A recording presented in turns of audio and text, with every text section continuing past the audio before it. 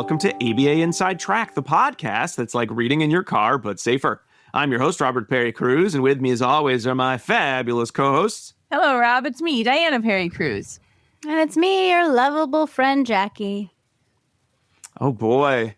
Well, everybody, it's been a little while since we've had a podcast about behavior analysis and behavior analytic research, where every week we pick a topic and discuss it at length. But before we did that, I wanted to ask Jackie and Diana, summer's coming at our recording time, and we need to think of things to. It is actually, yes. In your time, listeners, it is. In our time, it's almost here. And we need to think of some things to do as parents with all of our kids. Do you have any fun ideas for kids in summer? You know what kids love? Museums. They do. It's their favorite. Take them to as many museums as possible. And eventually they might actually come to love museums. If you keep My kid just goes outside. I'm like, just go outside. Going outside's good. Later. You need to have your sun protection. If you go to museums, you need to make sure it's a museum where you can touch things, probably, if they're little. If they're older, you probably still need to remind them, don't touch things. These are all important skills. And as behavior analysts... You know what, Rob? What? I think the last museum we had to go to, I think I reminded you not to touch things, so... What did you remind me not to? We went to the Harvard... That clamshell. Which one? I don't know. You wanted to touch it. Oh, we're at the Harvard's Natural History Museum to see the glass flowers. We went with book club guy Alan Haberman, and you can't touch the glass flowers. You also should not lean on the glass flower cases. They don't approve.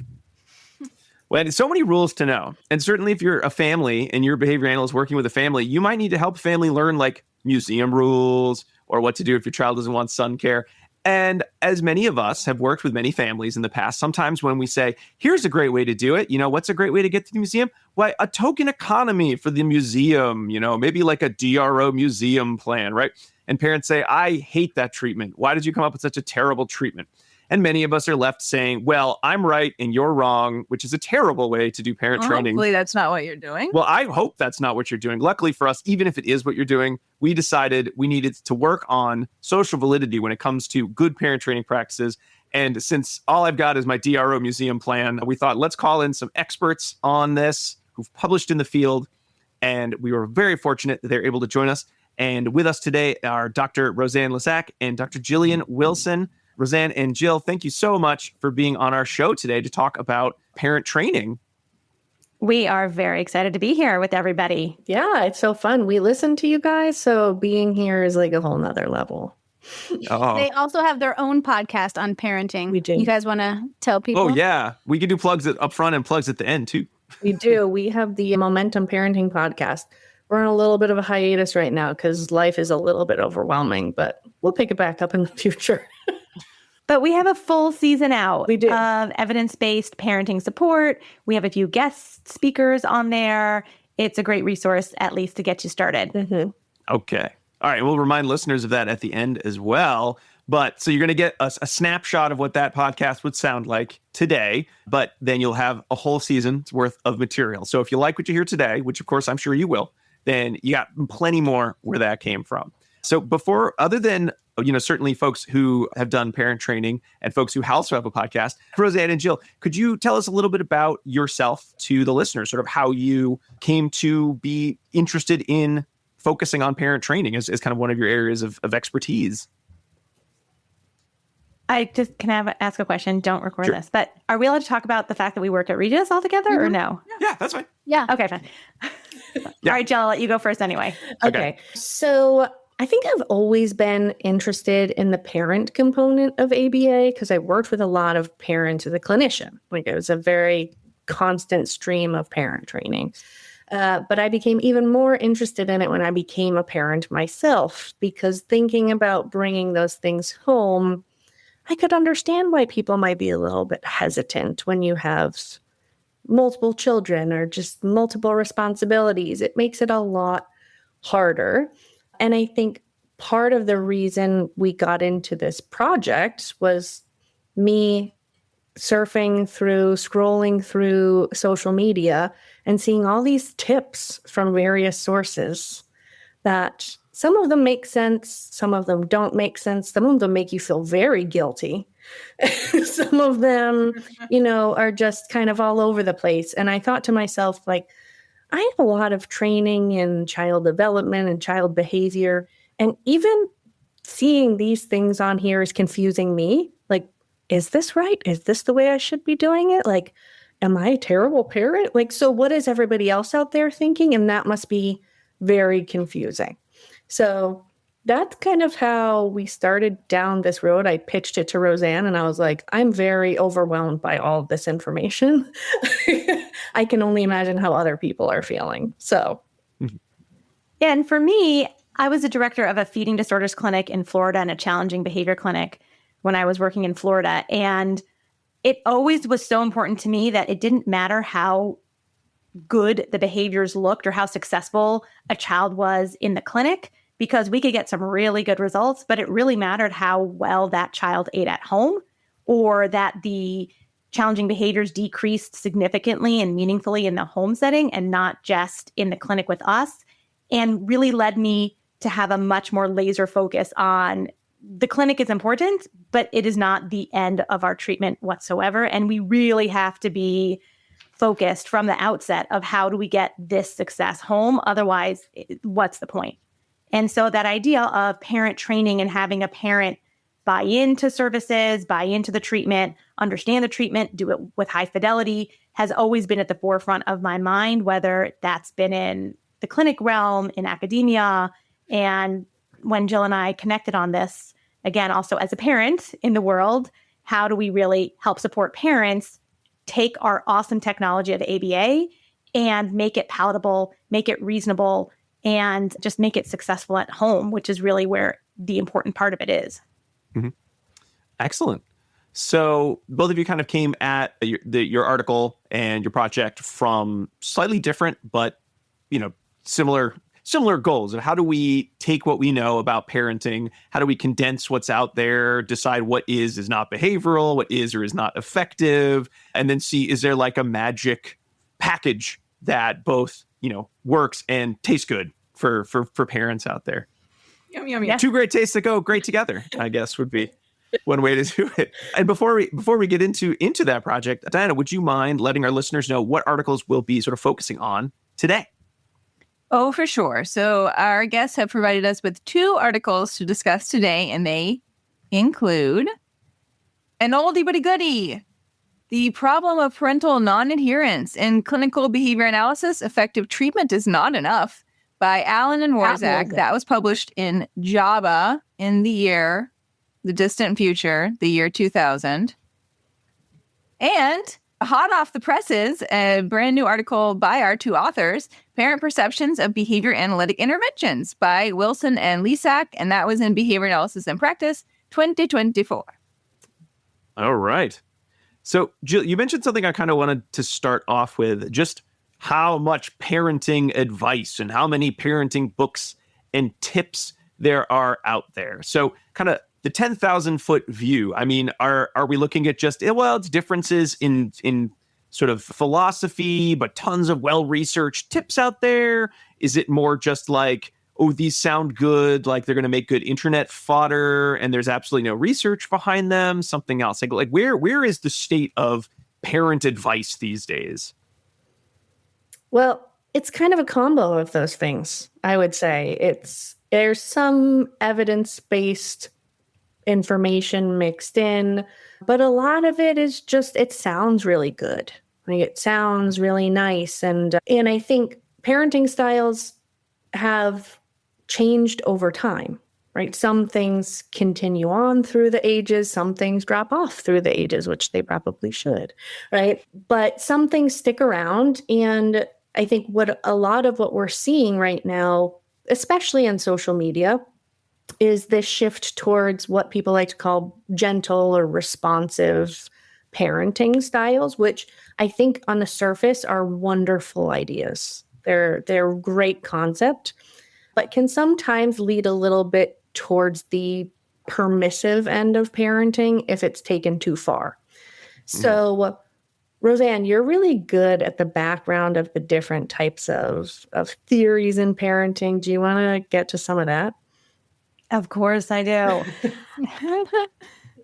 Really, the accepted sort of parental theories out there with regards to at least what has support in the research literature, more in the psychology than in the ABA research, has to do with the idea of parenting styles. And this was based on Baumrand in 1966.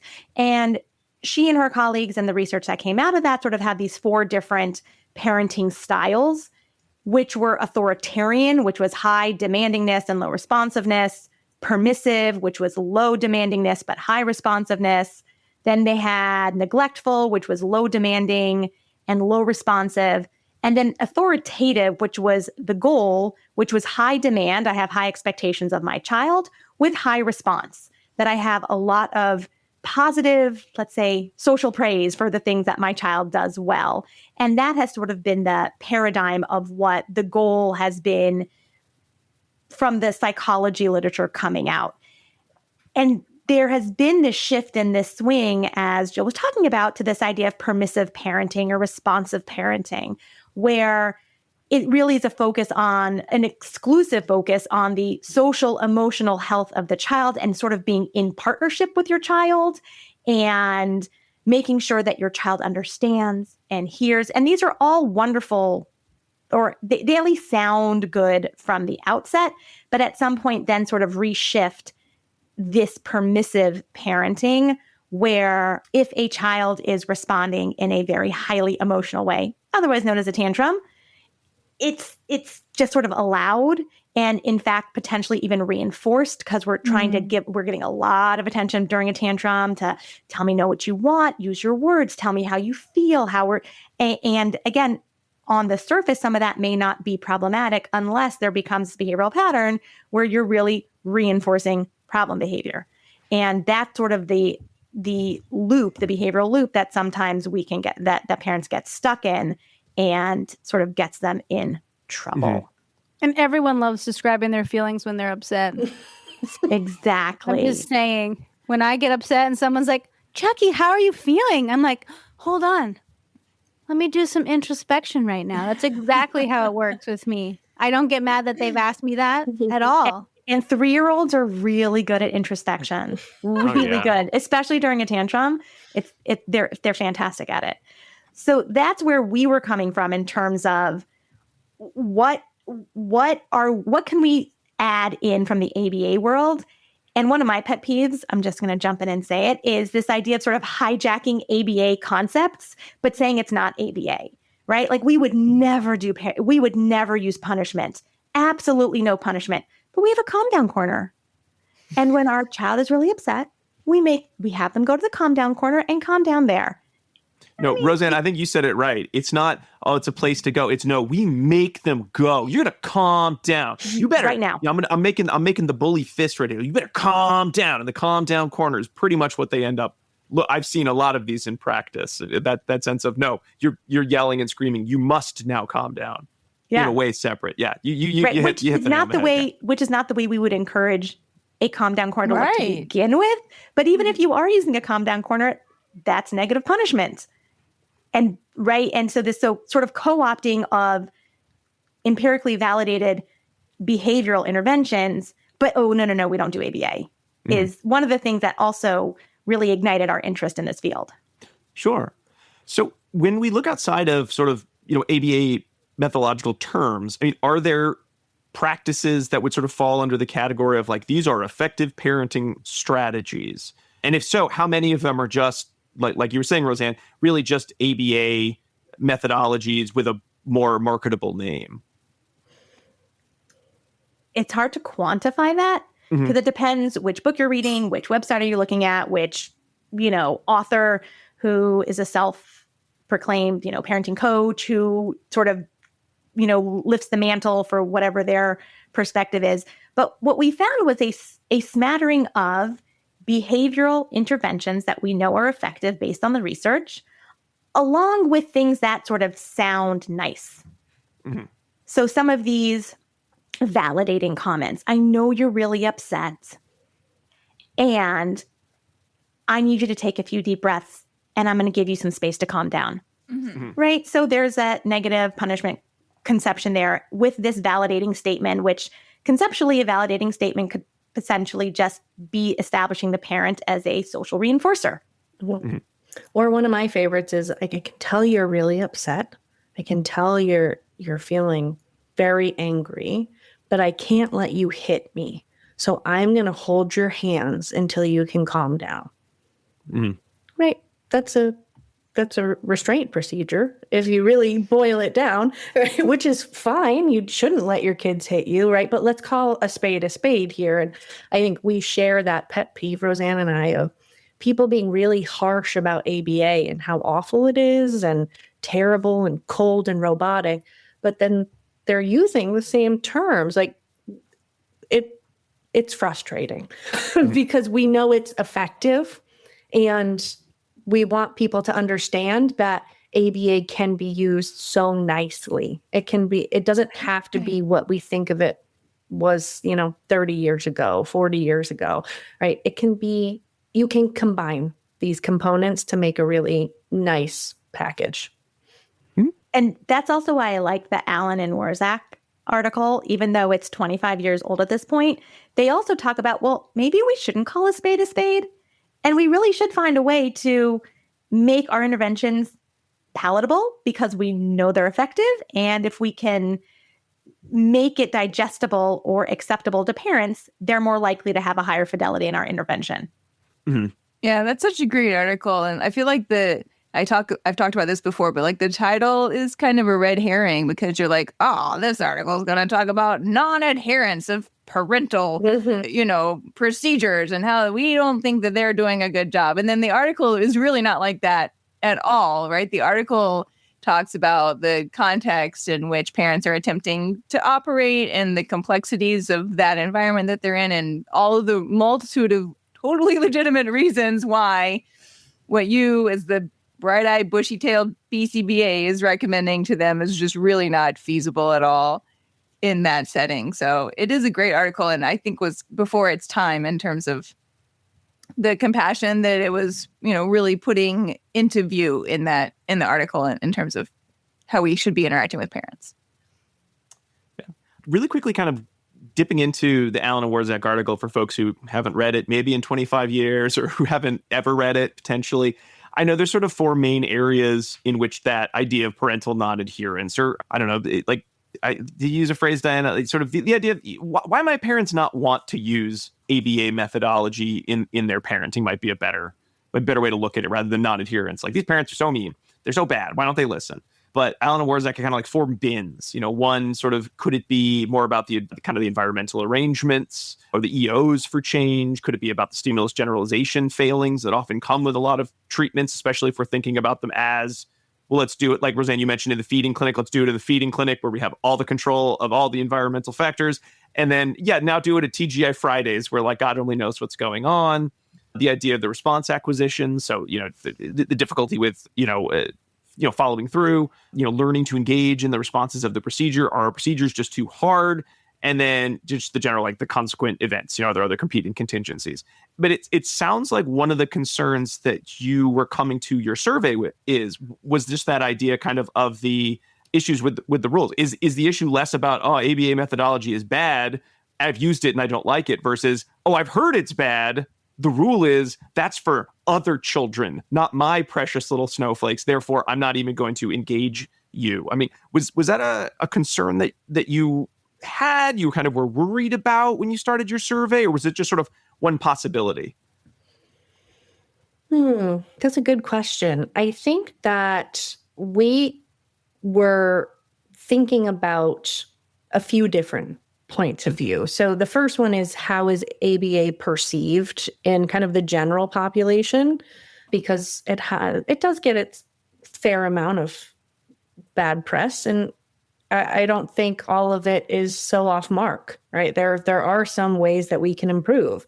And I think one of those ways is really making sure that parents and caregivers are involved throughout the process so that the likelihood of them engaging and becoming part of that behavioral team increases over time. So we kind of think of our work as part of, I think, the antecedent component, maybe the MO component of, if they're going to be willing to engage in X, Y, and Z type of intervention, then let's really try to focus on that while we're working with their child so that at the end, they'll actually do it, right? Because it's not going to make any difference if we come up with a fantastic protocol that doesn't actually make sense for them, for their life, and or they don't agree with it. It's not something they want to do. They feel like it's too like robotic or cold or whatever it may be, right? So I think that was part of our initial conceptualization of the project as well.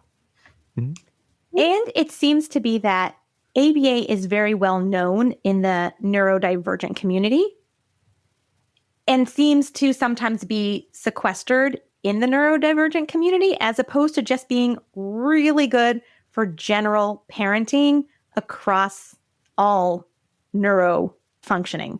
And the idea that sort of your 3-year-old out on the street, tantrum, no diagnosis of ASD or ADHD, would really benefit from these interventions. And one of the pieces that we noticed when doing our lit review was that a lot of the parent training literature really had to do with the ASD population or the ADHD population. And we really believe that it's just really good parenting strategies in general for the full population. And there isn't that much research done on that. So that's where we were sort of starting our research to say, well, what is the general big population even know about ABA? Do they know have they even heard about it? Do they know much about it? What about if we sort of translate these strategies into different vignettes or examples? Are they using them? Well, I really do love how you set up your survey. It felt very thorough. I'd love to hear more about it too, because any survey that uses multiple exemplars, I don't know how you do that, because anytime I'm asked to make an exemplar, I'm like, all right, I think of one and then two, and then I just make up the first one again, but I change like the characters or the setting, but it's the same. It's not as robust. And the examples you had in your paper were very good, because you not only had to make exemplars of different parenting practices in ABA, outside of ABA, you also had to then age them up for the different groups you were trying to find information. So please talk about how you developed such a very broad, not broad in the sense of, too much information, but just it covers the gamut of life and parenting life kind of questions. I'd love to hear about that. I'm going to jump in first, and then I'm going to let Jill talk about the details. What's really nice about Jill and I is that she has young children and I have teenagers, middle school and teenagers. So we spent probably the most amount of time on that part of it, of trying to come up with those vignettes and sharing it with friends who have those age children. And what do you think about this? And does this sound right?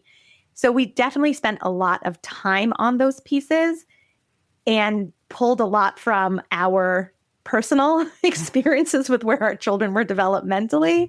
And it took a lot of time.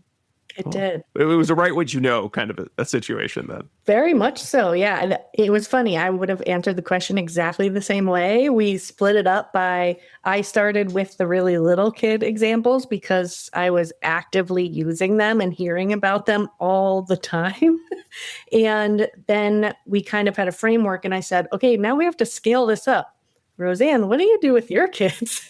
So how would this fit for a teenager? Like how would you talk about, punishment with a teenager, but this specific little type, or reinforcement that doesn't sound cheesy and weird with a teenager, right? So how can we make this sound realistic and like something that parents would actually do, right? So that they could identify themselves in those examples.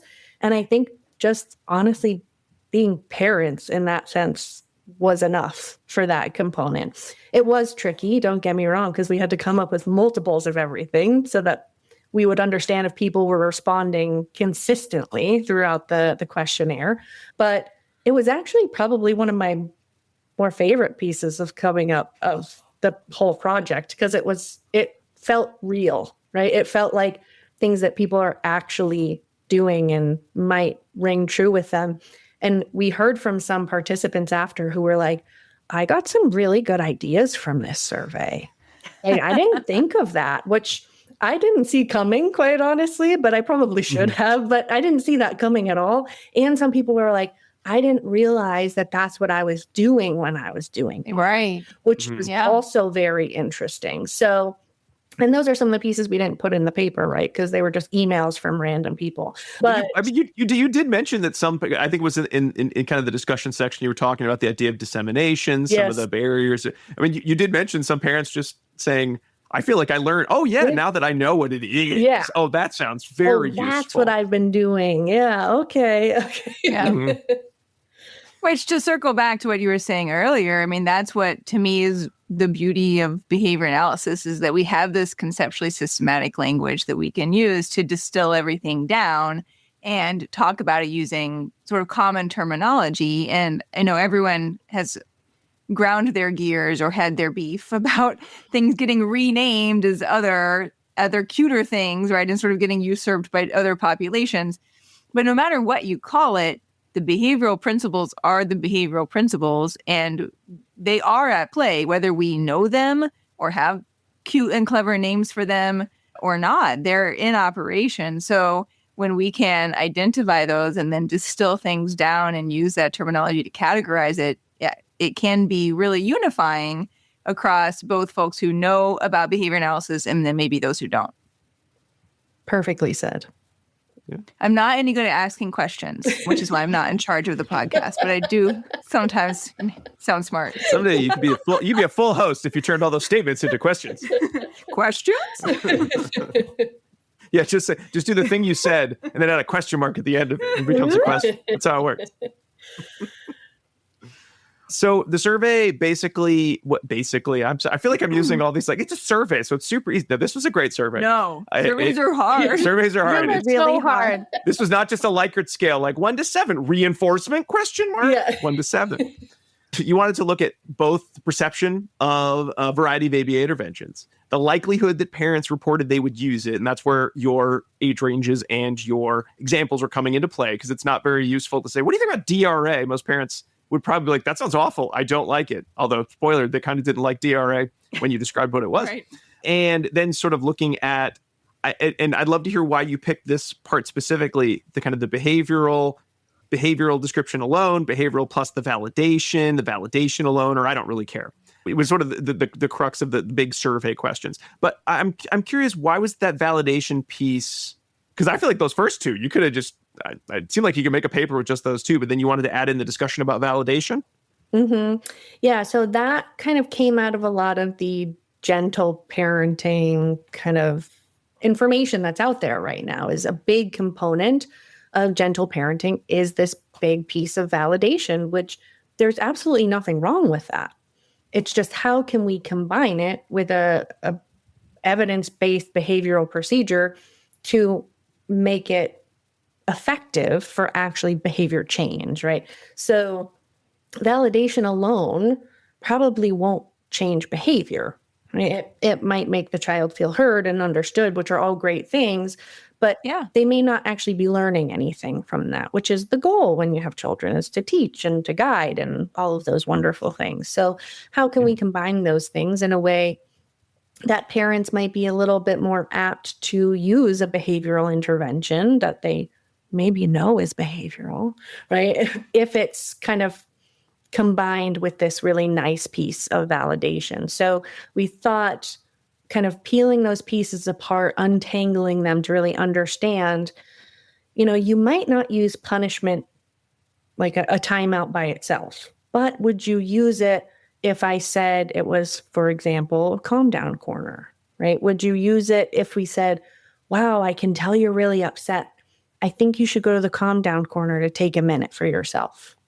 Like, that sounds much better than like, you have to go sit in the timeout chair for 3 minutes. I'm going to set the timer, right? Your bum needs to stay in that seat until 3 minutes is done, right? Parents don't love that, and I don't blame them, right? But kind of adding that validation component is a nice way to connect with your child, but also, teach them this is something that we can't do, whether you choose to use something like punishment or not, or negative reinforcement or not, which, again, spoiler alert, people didn't like, which I thought was shocking. it was an interesting piece to combine. Mm-hmm. And when I think of also the idea that pop culture, whether we like it or not, that's what people are consuming all day, every day. And if anyone follows any parenting social media pieces, you click on one and all of a sudden 100 are popping up, and they're feeding you the same information about validation and gentle parenting. So if that's the reality on the ground, part of what we were talking about is how much can we actually change the reality on the ground versus how can we potentially maybe just add in some more effective strategies, knowing where the playing field is currently. Mm-hmm. And so knowing that feeling validations and identifying emotions and connecting during really hard times are just part of our pop culture parenting style as of today. Can we integrate that, but still have really effective strategies layered in so that it has some research behind it and can be more effective? Hold on. We kind of have a turducken. I'm currently experiencing a tantrum. I need to hold on one second. Give me one second. Sure. I was going to say we kind of have a turducken situation happening here as well, in that the study is looking at parent social validity of the validation in part of the behavioral strategies. So we have a meta game that we're now. Do you like when people validate Yeah, what you're doing? exactly. Yeah. We'll leave it at that.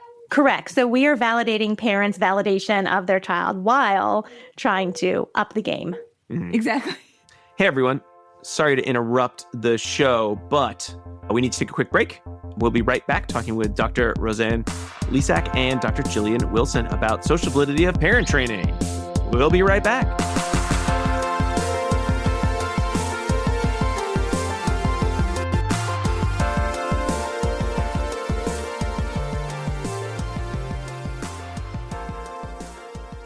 Hi, do you want to be a BCBA, also known as a board certified behavior analyst? Sure, we all do. Now you can come to Regis College in Weston, Massachusetts to get your graduate degree just minutes outside of Boston. Choose from any one of these courses. Masters of Science in Applied Behavior Analysis. Masters of Science in Special Education, dual degree in Special Ed and ABA. Or be eligible for your postmaster certificate. You can complete your degree and be ready to sit for the exam in 2 years. And our 2022 graduates had a 92% pass rate on the BACB exam. Come enjoy approved fieldwork placements, ethics mini handbooks, PhD levels professors, small class sizes, and a service trip to Iceland if interested. And don't forget, our program is accredited by the Association of Behavior Analysis International, or ABAI, as a Tier 1 master's degree program. Don't delay. Supplies are limited. Learn more at regiscollege.edu. Again, that's www.regiscollege.edu. regiscollege.edu. One more time, www.regiscollege.edu. See you there. Bye.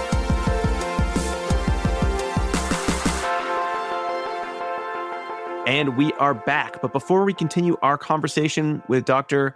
Lesack and Dr. Wilson, I want to remind our listeners that ABA Inside Track is ACE and QABA approved. And by listening, you're able to earn 1 learning credit. All you need to do is finish the episode, then go to our website, abainsidetrack.com. You can also click the link in your podcast player and enter in some key information about yourself, as well as 2 secret code words. These are secret guest code words. And the first of those code words is alarm clock. ALARMCLOCK. It's the clock probably by your bedside that rings to wake you up. For many of you, you will also call that your phone. But let's go back in time to when we had a nice alarm clock with a little bell, kind of dinged back and forth, right? Alarm clock. Anyway, let's get back to our interview with Dr. Lesack and Dr. Wilson. It does always feel funny in a lot of those validations that, like, I have, again, it's one of those things of like, I don't mind, like, if you know, I think if you want to add in, like, I see that you're upset, or I understand this is tough. But it does sort of end up feeling like I am tacting my parenting style to you right now. I'm labeling, it is timeout time, or it is response blocking, or it is first then. Right, it becomes an SD. all of those validations, all of a sudden are now an SD for punishment. I know. And then you get to worry like, oh God, are all these validations becoming these like CMORs of like, I see you're mad. No. I know what it means when you tell me you see I'm mad. I'm going to get in trouble. As opposed to what I assume everyone thinks, which is I'm going to label it. And then you're going to feel so much better that I see you and I see your remote. But yeah, again, one of those on its face, nothing wrong with validation. However, how easily could it become just the worst possible thing you could end up doing? You could pair it incorrectly. If you're using bad, parenting strategies, does that just end up making the validation invalid to the individual or an SD of some kind? So all of that would be amazing research. I think would be really hard research to do. Yeah. Especially in the natural environment, which I think is where all of this, needs to be and should be happening. But I think part of it is if it makes it more palatable for parents to integrate that, even if it decreases the efficacy a little bit, right? Is it worth it or not? And that's what parents have to determine. Or thinking through then with parents of, hey, we've been using this validation plus the strategy for a while, and it's not moving the mark. Let's just take away the validation and let's just see if that changes anything. Are we reinforcing the problem behavior based on that validation or, sure, beginning that chain of problem behavior? Yeah. So in the survey, I'll quickly list off kind of the general areas you were looking at, and then please let me know if I'm missing any. So it was sort of the broad categories that you were looking at around, say, antecedent manipulations, reinforcement, positive reinforcement, negative reinforcement, positive punishment, but then you use specific examples to describe a variety of those strategies. So first then statements, preparation statements for a transition, including a child in making alternate choices, validating feelings, which you talked about that one, praise, earning, tangibles, reprimands, response costs, response blocking with reprimands, and then just sort of like giving in. You phrased it better, but basically, would you ever use strategy of just like giving them in? So just reinforcing whatever the tantrum or the problem was, timeout, and then DRA being included, using negative reinforcement. But just specifically, you kind of went through a list of various kind of common ABA type parenting practices in addition to the validation. Were there any big ones that I totally forgot there? And it's a long list, and you'd have a lot of examples. I don't think so. I think you got them all. That was very nice impressive. job, Rob. Yeah. Thank you. I take a lot of notes when I read these articles to prepare. So glad that worked out. All right. So you've got all these, you bin them into the different age groups. So sort of the early childhood, the sort of mid childhood to early adolescence, and then adolescence to late teen years. You tailored your examples. So when parents were, shown these and said, what do you think of these? Would you use these? They knew specifically what you were talking about. You didn't just say, what do you think about timeout? Or what do you think about, DRA systems? You had nice examples of what was going on in each practice you were talking with. And then from that, you got a lot of responses from parent. It was a good response rate, I think. What was it like? You had you did it for a long time. You kept waiting I was going to say and waiting. huge. Yeah, we left it open for almost 9 months, but I would say like 99% of our responses happened in the first month.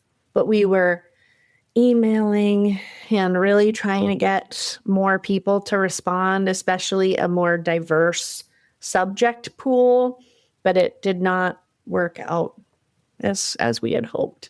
But we tried really hard. We contacted a lot of organizations. We did. And you mentioned that in the follow-up. You mentioned that as limitations. Yes. Is that this was a pretty somewhat homogenous group of mothers that mostly responded. Yes. Not completely. Which, I guess is not that dissimilar from who is typically doing a large portion of the parenting in the U.S. as it is now. Although that's changing, which is great.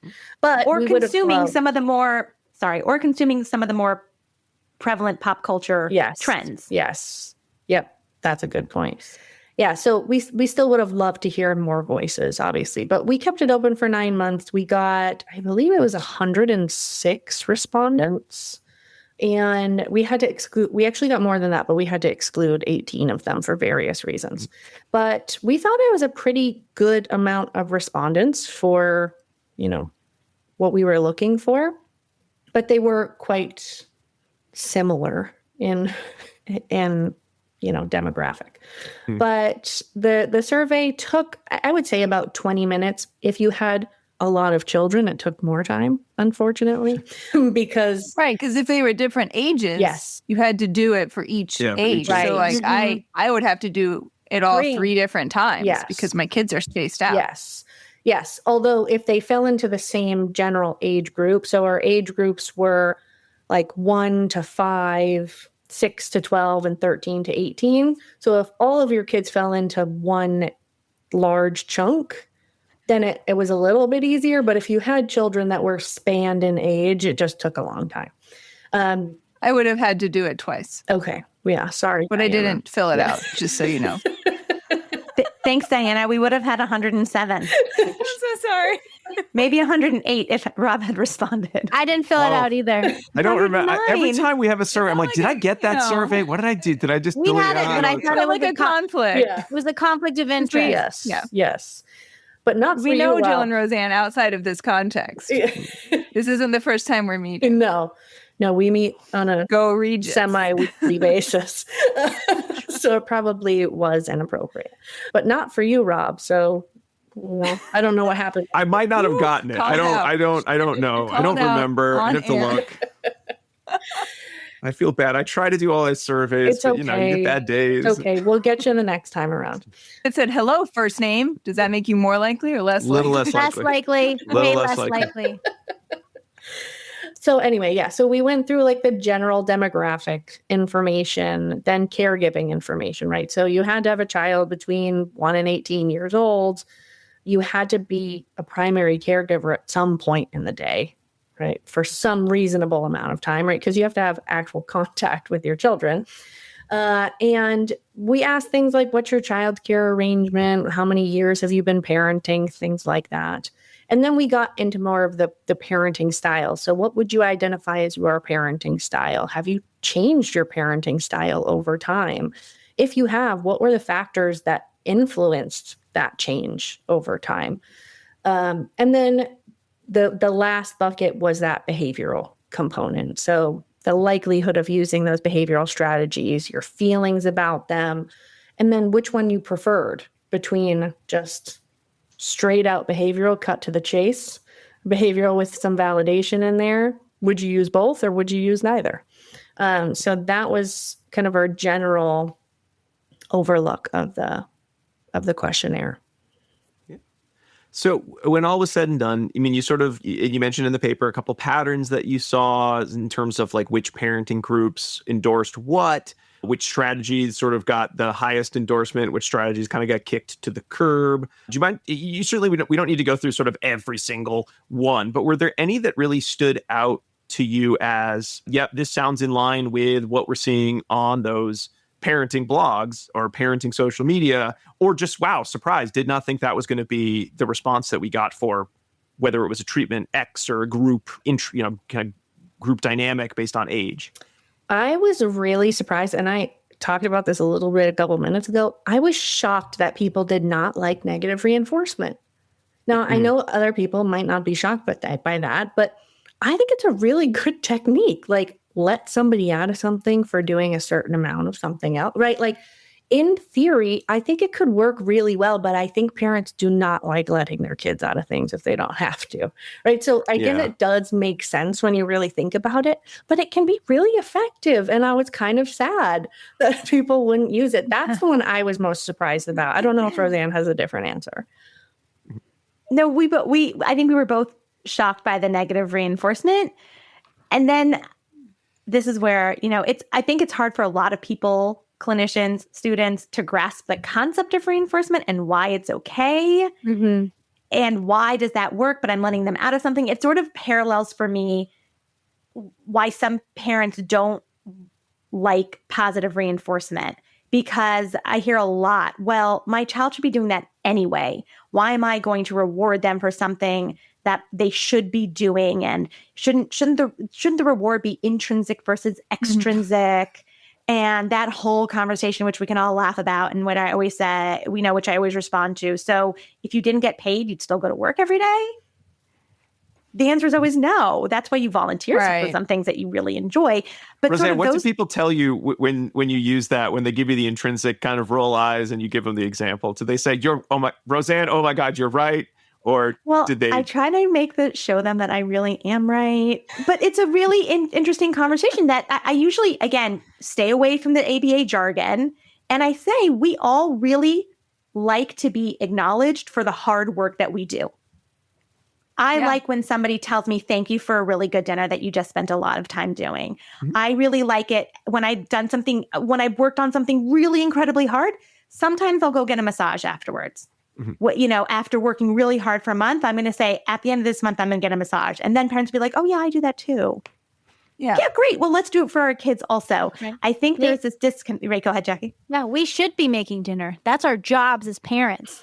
Right, exactly. We And it should should like be it. good. It should And be it should be- intrinsic. Don't So- you enjoy caring for your family by folding their clothes and putting them away for them? Isn't that part of your humanity? Well, isn't that negative reinforcement? Then they will complain. I fold the Yeah. clothes so they stop yelling at me about folding my clothes.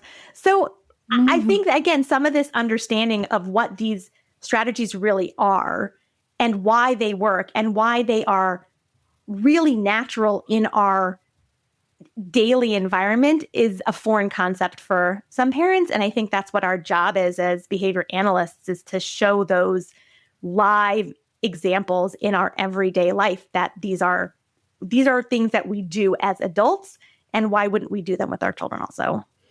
I was also really surprised initially that as children got older, the fewer interventions parents were willing to try or use. And I guess when you think about it, it is logical, right? You've probably tried a lot of things. You're tired by then. You just want them I'm to just so go to tired. college, get out of my house Oh. right now. I'm just kidding. They Right, fight well- back so much more at the older age. Their language And there's always skills, an excuse. Yeah, their language skills are much better when they're teenagers than they are when they're little, right? There's a lot of reasons why.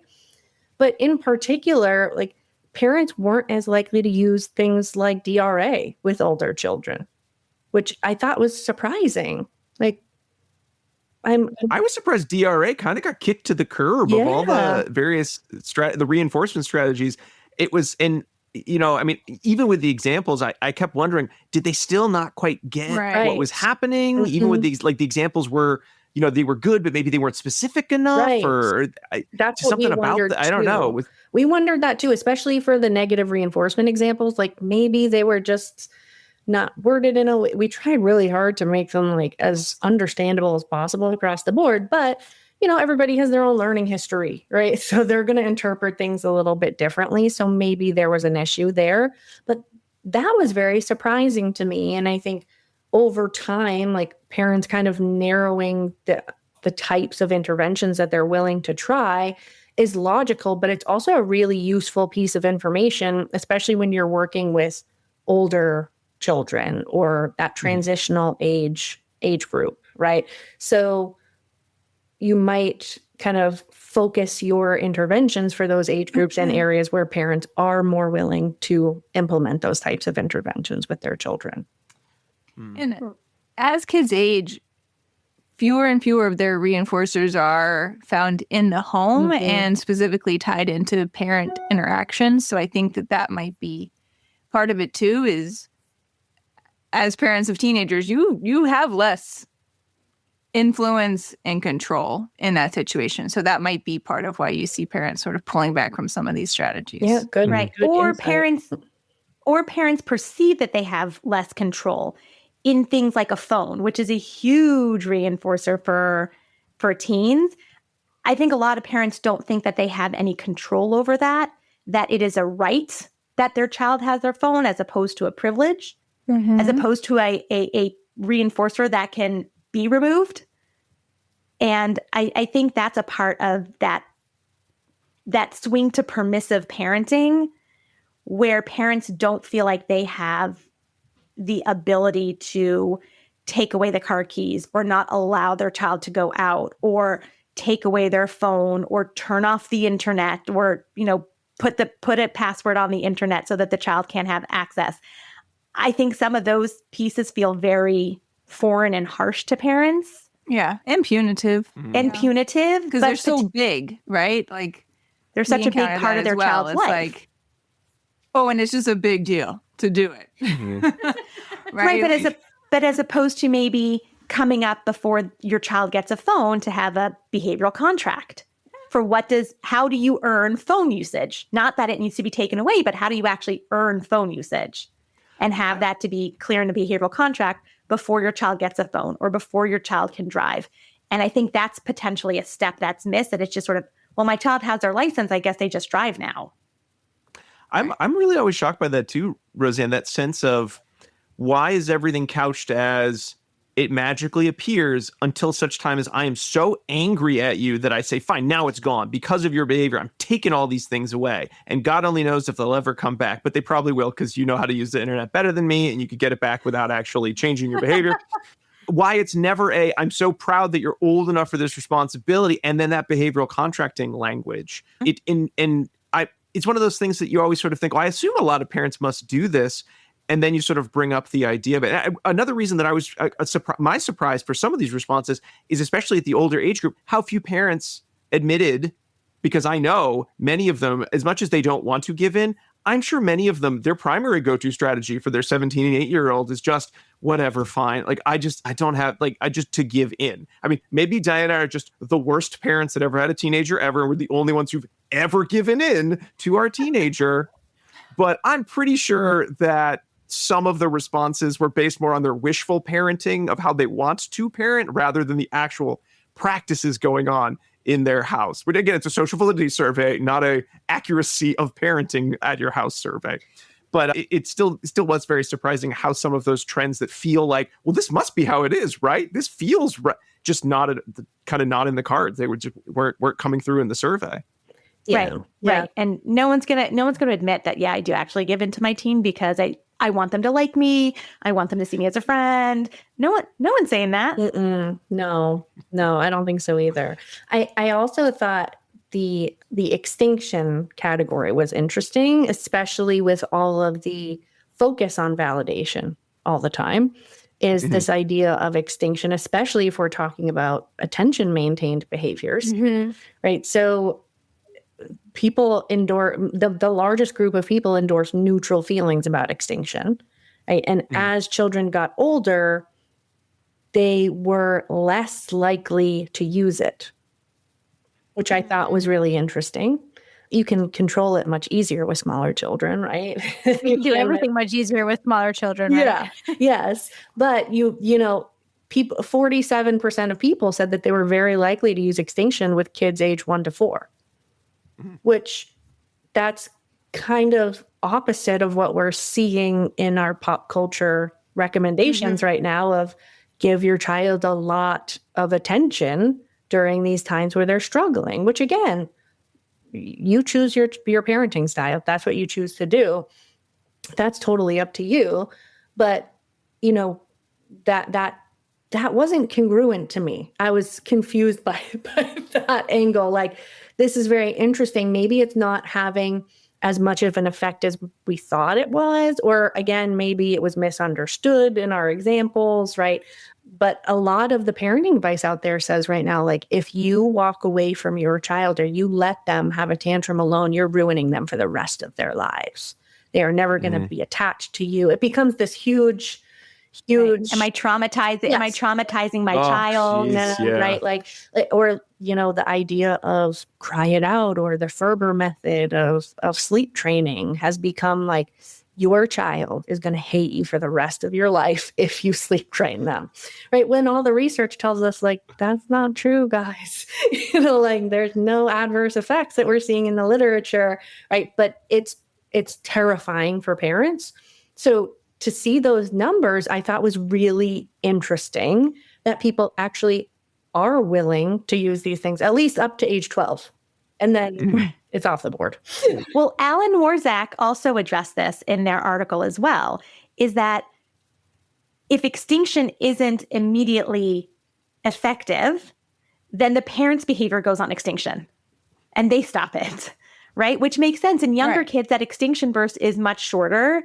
And, you know, after 5-10 minutes, the tantrum is over. I always tell parents that tantruming is a performative art. If there's no audience, there's no performance often, and it goes away quickly, as opposed to older adolescents who can really hold a grudge. Mm-hmm.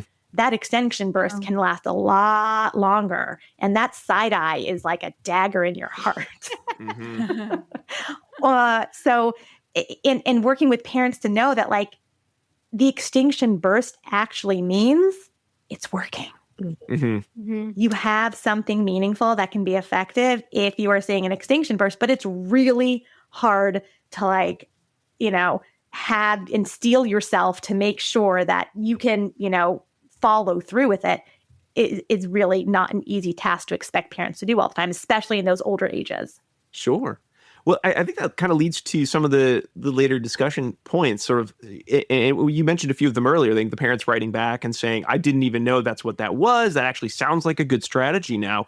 I mean, how much of what we know about effective strategies versus what parents know about effective strategies could just be, fixed or brought into better alignment with some psychoeducation? Like Roseanne, your example of, you're using extinction. Here's why it might be best. Here's what it's going to feel like. Like letting them know that this is a part of the process, not so much to convince them you should use extinction, but like you said, to let them know this is what it could be. So if this strategy sounds, congruent with your values as a parent, here's how you're going to use it correctly. Here's what it's probably going to feel like. Here's how terrible you're going to feel about it. But here's why you need to either stay the course or decide maybe this isn't right for you, and give them better pros and cons about the strategies. And as much as I feel like as behavior analysts, we like to talk to families about why we're making recommendations of treatments, sometimes I wonder if we do as much work as we think we're doing to explain these options and explain what these things are to parents. So, plug alert, Jill and I created a parenting curriculum to sort of counterbalance this gentle parenting movement that's out there, to sort of help swing the pendulum back towards the center or even more towards behavioral interventions. Did you call it the mean parent? So you can like really move it the other way? No, not mean. It's going to be common sense. It is common sense. It is effective. Right? So we actually created a parent workshop curriculum, momentumparenting.com. Feel free to take a look, and really modeling off what is out there in the ether world out there with regards to all the parenting curriculum that's talking about the gentle parenting to sort of realign. Well, but let's make sure that it actually is effective and is based in solid behavioral principles. So that's some of the work we're trying to do, is to educate parents on some of these things and make it palatable, make it understandable, and make it behavioral, because we know that's what's effective. Mm-hmm. And I think one thing that's really important to remember is, and this is something, we all learn from each other, even after we, pass our exam and have been in practice for all this time. One of the things I've learned most from Roseanne is behavior analysts are terrible salespeople. Mm-hmm. Right? We are not good at selling our wares, right? We get really focused on our jargon, and sometimes it's just really hard to get out of that pattern. And I think so many of our interventions are effective, but we're not great at selling them. And I don't mean like used car salesman style. I mean, like, this is something that will really help you in your parenting and in your relationship with your child and your family. Try this. Like, how can we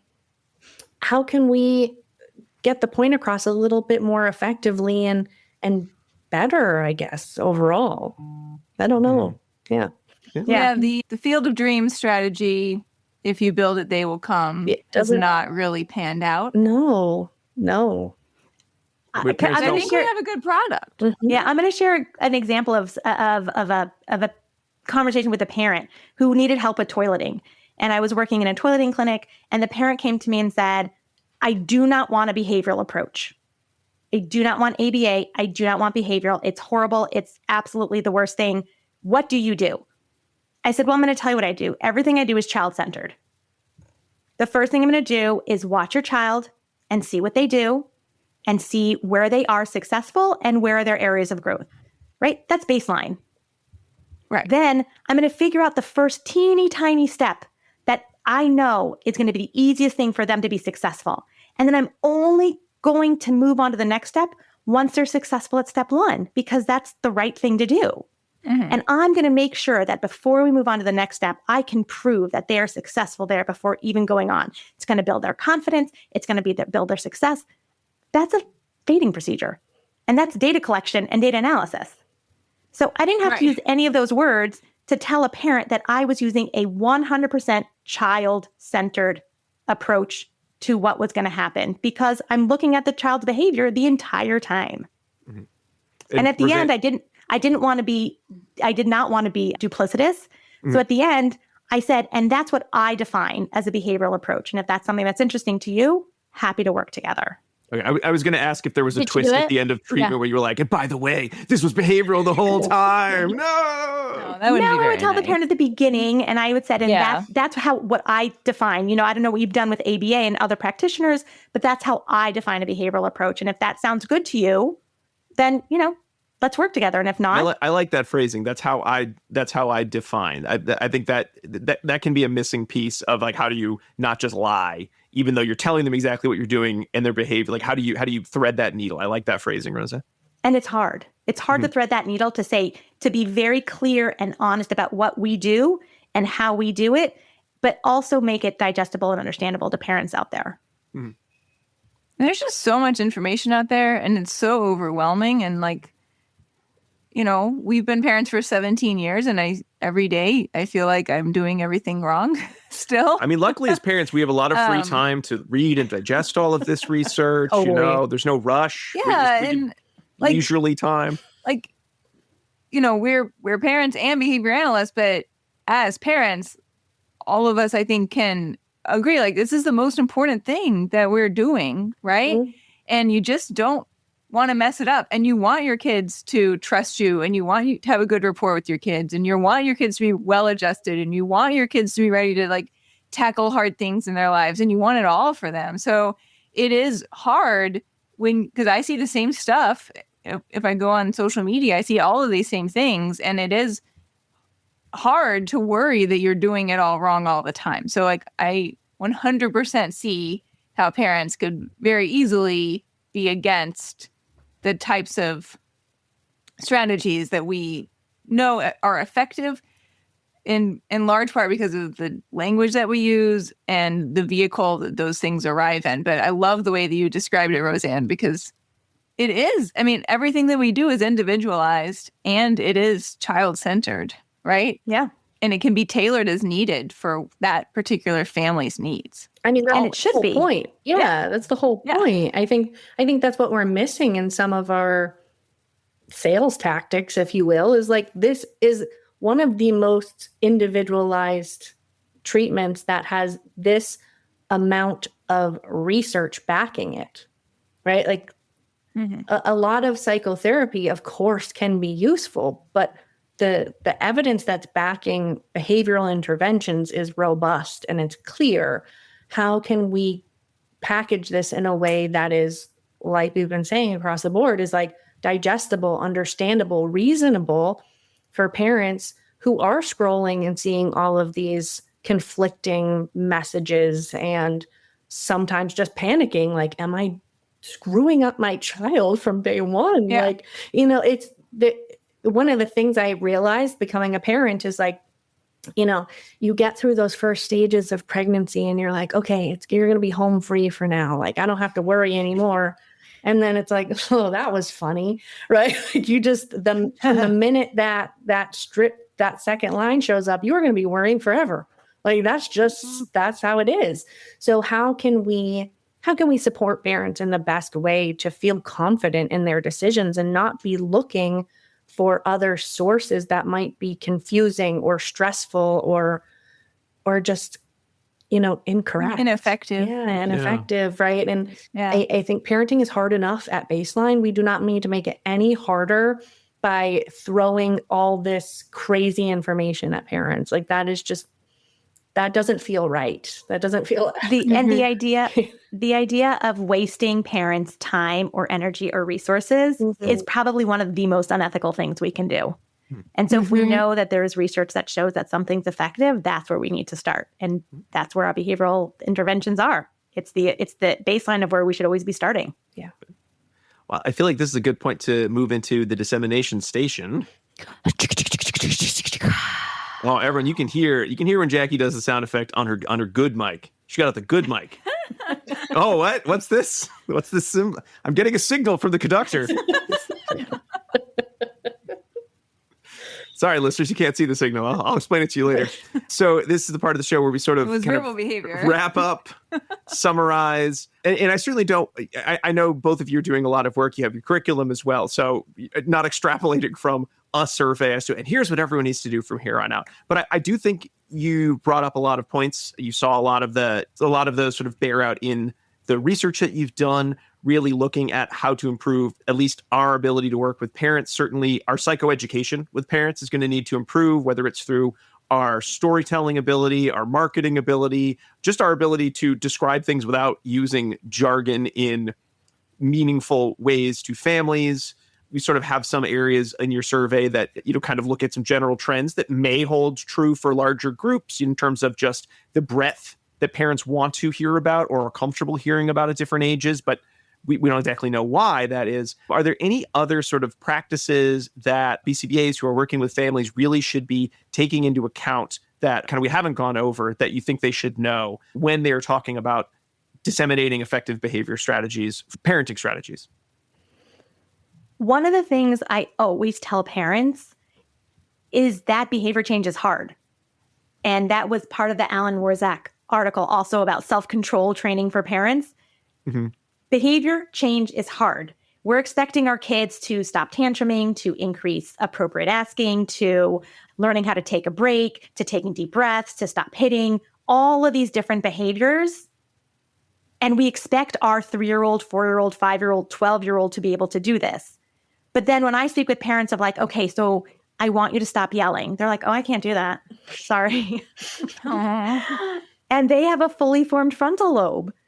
And I think this idea, and it's very humbling, the idea that parents struggle with behavior change because it's hard. And it's our job as clinicians to really figure out what is the function that is of the parent's behavior that is impeding their behavior change, just like we would with any child or any client.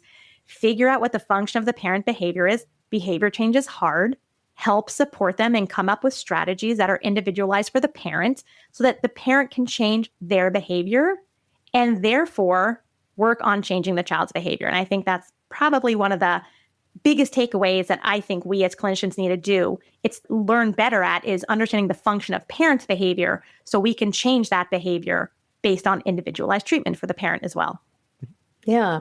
And I think, from specifically our study, it seemed like most parents preferred examples of behavioral interventions that did include some sort of validating statement. Now, I wouldn't say let's just include it across the board, but I think that is telling us that, we shouldn't just be including parents in the goal setting portion of our treatment. We should be including them in the selection of the treatment protocols as well.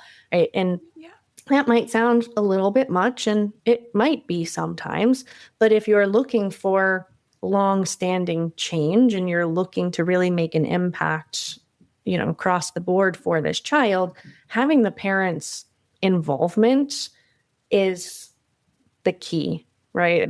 That's going to get them what they need when they leave your office or they leave your clinic or they leave school, whatever it might be. So getting the parent on board, making them a part of the team by including them as much as possible and including their preferences for the types of interventions that they're delivering. We know that choice is more reinforcing. So, including that component can really only help in parental adherence and treatment fidelity and things like that. Excellent. I know sometimes we'll talk about kind of next steps, but I think you both mentioned some things that and some other resources that BCBAs can look at in the form of your podcast. I know you have your curriculum. So would you mind just talking a little bit more about that? Yeah. So I think moving forward, in terms of particularly this research, I think we're going to continue looking into this, hopefully getting some more diverse viewpoints so that we can really get a sense of what the larger population thinks, and then potentially moving towards what do consumers of ABA think? What does it look like in the actual ABA realm of people who are actually involved in this treatment with their children? And what do they think about each of these processes and the inclusion of validation? Because this component might not be as important if you're talking about parents of solely children with, level 3 autism, right? They might not necessarily care about the validation component because, their child's behavior is so severe that they are really struggling on a day-to-day, right? So figuring out those components, I think, will also be helpful for the literature and just getting a sense of those who are actually involved in ABA. What are they looking for? What do they prefer, if you will? Roseanne, you want to talk a little bit about momentum? Absolutely. And one of the areas of research before I jump into momentum parenting is the idea of, Allen and Warzak was all about why weren't, parent adherence to treatment.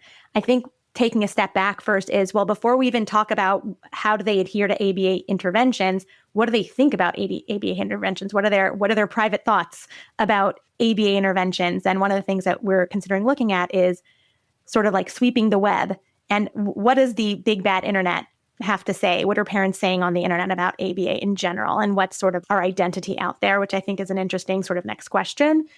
And with regards to momentum parenting, like I said, part of what we're trying to do is offer an alternative parent support, parent training model that isn't embedded in the permissive parenting perspective, but really more of evidence-based behavioral solid strategies where parents can sign up, take modules. There's a really lovely workbook that goes with it to help parents, to help really support parents in changing their behavior, because that's really where our goal is, to have parents change their behavior, to help parents change their children's behavior in the most effective way possible. So that's where we're putting a lot of our efforts and energies to help support parents in that realm. Excellent. And then final plugs, if you don't mind, where can everyone find everything? Or if they want to listen to the podcast, what is it again? It is the Momentum Parenting Podcast to go along with our courses through Momentum Parenting. We have a couple different courses on there, hopefully adding some courses and then in near future that are kind of more tailored to different families with different diagnoses in their families, things like that. So the Momentum Parenting Podcast and Momentum Parenting, you can find our lovely article that was published in Behavior Analysis and Practice called Parent Perceptions of Behavior Analytic Interventions, and hopefully some follow-up research in the future on the same topic, because I think we're both invested now. We want to know more. We want to know more. We always want to know more. And so I know you said it, Jill, but it's www.momentumparenting.com. Oh, great. Well, Dr. Roseanne Lesack and Dr. Jillian Wilson, thank you so much for coming on the show. We look forward to hearing more about this, a topic that on its face sounds like we must have talked about this before, but that twist of that social validity and asking some of these questions, yikes, I think we put the cart before the horse there when it came to parenting strategy. So it's really, really great to have this research out there that we can now build upon as practitioners in this work that we all do. So thank you both so much for coming on and talking with us. Thanks for having us. Big thanks once again to Dr. Lesack and Dr. Wilson for joining us to talk about this very important topic. We talked about parent training before, but I think this is definitely a new way to approach that discussion and answered a lot of questions that we probably should have asked earlier than this. So I'm glad that they're out there doing the research and continuing their work on momentum parenting. And we'll have links to all of that in your podcast player and in the show notes for this episode. But before we can wrap up our show, we have our last segment, Pairings. Diana, take it away. All right. Pairings is the part of the show where I tell you about past episodes you might want to check out if you enjoyed this one. So we've talked about parents and parent training a few different times on the show. If you want to check out those episodes, they include episode 19. We talked about parent training as it related to challenging behavior. Episode 103, where we discussed parent stress. Episode 254, titled Improving Parent Training Practices. And then very recently, episode 309, where we discuss contextual family supports, and episode 313, which just came out, which is Ethics Time, Summer Grab Bag. But we discussed an article in there, the Guinness and Atkinson article, where they did a qualitative analysis of some varied teaching strategies with parents. So that might be relevant to you as well. I also like to recommend a snack for you to enjoy while you're listening to these past episodes that relates to the topic. And so the snack for today is Chinese quote unquote takeaway. And I've called it takeaway because I'm actually referencing, since we call it takeout here in America, but I'm referencing, once again, I've been doing this a lot, I think, the Bluey episode where Bandit attempts to take the children to pick up the Chinese takeaway, and basically everything goes wrong that could go wrong. It is a complete comedy of errors. If you haven't checked that episode out, I think it's from season 1. You should go review it, but it is a great reminder. It's hilarious, and it is a great reminder that things do not always go as planned, even when you have the best of intentions when you're working with young children. So. Beautiful. Yeah. All right. Thanks, Diana. And thank you all so much for listening to ABA Inside Track. If you haven't, please leave us a review and subscribe on Apple Podcasts, Spotify, or wherever you like to get your podcasts. You can find us online at abainsidetrack.com, where you can find links to learn more about our guests, as well as to read all of the articles we discussed and to get some of those older episodes in pairings. If you want even more ABA Inside Track content, join us on Patreon, patreon.com/ABA Inside Track, where for subscribing at any level, you're able to get the episodes a week ahead of time and get access to our polls. But if you'd like some free CEs, you can join at the $5 level to get access to our quarterly listener choice episodes, where our listeners tell us what episodes we'll be doing. And at the $10 and up level, you're able to get all of that, plus access to our 2-hour-long book club episodes, which again come out every quarter, and get free CEs for that, as well as discounts on other CEs in the store. That's patreon.com/ABA Inside Track. And you don't want to miss out, because we have a good summer read, The Body Keeps the Score, coming out very soon, unless you're not a patron, in which case you have to wait for it to come out a different summer, not this one. And everyone, don't forget that last secret code word is horse, HORSE, that four-legged animal. It eats oats, it likes to jump over things, runs in the Kentucky Derby. Horse. Well, that brings us to the end of the show. Thanks again to our guests, Dr. Lesack and Dr. Wilson. Some other big thanks to Dr. Jim Carr for recording our intro, outro music, Kyle Sturry for our interstitial music, and Dan Thabit of the Podcast Doctors for his amazing editing work. We'll be back next week with another fun-filled episode. But until then, keep responding. Bye! Bye.